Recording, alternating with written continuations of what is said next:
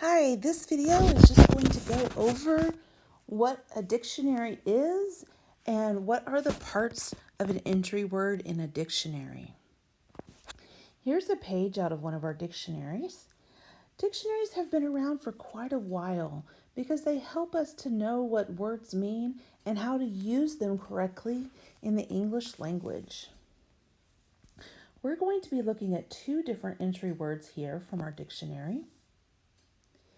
An entry word is just this main word that you're looking up because they're all arranged in alphabetical order.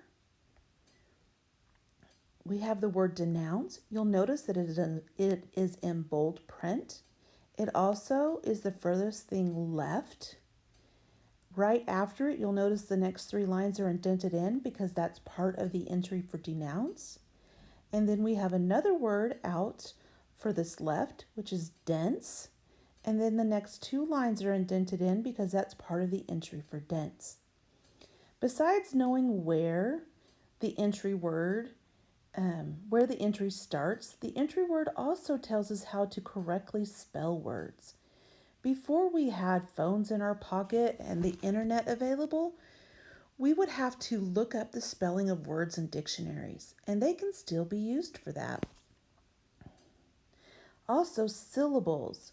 Most of you remember what a syllable is. We usually clap out syllables, but a dictionary can help you to know exactly where syllables are divided into two parts or three or more. This little dot here tells you, so we have two syllables for the word denounce. Denounce. But in the word dense, you will notice there is not a dot in the word because there's only one syllable in the word dense.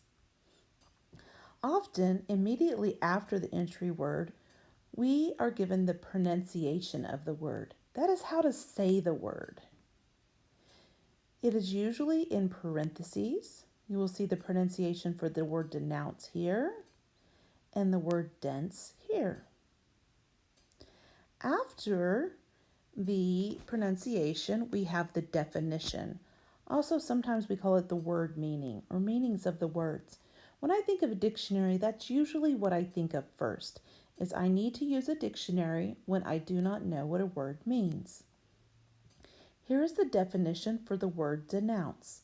It says to speak against, express strong disapproval of, or to condemn. On dense, we have two definitions. You already know that there are many words that have multiple meanings, and so in a dictionary, they will often give you several meanings for a word. So for the word dense, the first definition means closely packed together or thick. The second definition means stupid. Thankfully, dictionaries often give us a sample sentence. Here's our sample sentence for denounce. Sample sentences are often written in italics. Italics are those words that slant to the side. So here it's used in the sentence. It says, the mayor denounced crime in the streets. Okay, so when it says to speak against, it means like the mayor spoke against crime in the streets. Here's our sample sentence for the first definition of dense. We could not see through the dense fog. They did not give us a sample sentence for the second definition. The next thing is the part of speech, which also happens to be in italics. The word denounce is a verb. The word dense is an adjective. If the multiple meanings of a word have different parts of speech, that would be listed as well. The last thing this dictionary gives us is what's called word endings. How do you make the word plural or past tense or add ing? Sometimes words follow the rules that we learn, but often we have words that do not follow the rules, and a dictionary can be extremely helpful in knowing how to do it.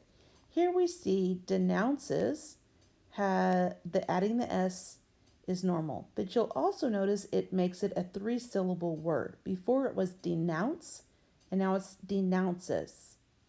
We have denounced, and then we have denouncing. You drop the E and you add ing. That follows our rule, but it's helpful to know that that's the proper way to spell that word and to use it. For dense, let's mention that you can notice these are also in bold print. You guys know that bold are those thicker letters. Down here at the bottom of dense, we see if we want to make the word denser or densest, that is the proper way to do it. I want you to practice looking for these parts of speech. I'm going to split my screen, which you guys are familiar with, and you will want to remember how to do later. But let's see, number 1 asks me to underline the word pinkish. So I'm going to make it where I can underline on here. Use my markup tools. Okay, so the word pinkish. I found the word pinkish right here. Do you see? I'm going to underline the word pinkish. So it's underlined. Okay. My next step, it says write the number of syllables beside the word pistachio. Here's my word pistachio. So let's look at pistachio. When I look, I can see a dot there and one there and one there. So I have 1, 2, 3, 4. It asks me to write the number beside the word. So I'm going to write a 4 because pistachio has 4 syllables. Okay, back over here, it asks us on number 3 to circle the numbers for each definition of the word pipe. So here's pipe up here, but I need to circle. And oh my, pipe has a lot of definitions. 1, 2, 3, 4, 5, 6, 7, 8, and 9. Okay, then I'm going to go back and it says, number 4 says, draw a rectangle around the pronunciation for the word peak. And here's my word peak down here. So I need to draw a rectangle. Remember, it's inside those parentheses. There's my word peak. And that's not the kind like peekaboo, but it means to feel a feeling of anger at being slighted. Okay, then number 5 asks us to underline with a squiggly line the sample sentence for the word pious. So pious is down here at the bottom. And I'm looking for my sample sentence, which happens to be in italics, and it says, she was a pious woman who goes to church every morning. So there's my sample sentence. And number 6 says to find the word pink eye and put a check mark by the part of speech. So the word pink eye is right here above pinkish, you'll see. So I'm going to find it, and right at the bottom it says noun. I'm going to put a check mark by pink eye. You are now going to do this on your own. You will get a piece of paper with a page out of the dictionary, and you will go through and you will follow the same steps that we just did. For example, number 1 says underline the entry words linear, lipstick, and lisp. Number 2 says write the number of syllables beside the entry words lion and lioness. So do all of those steps to practice.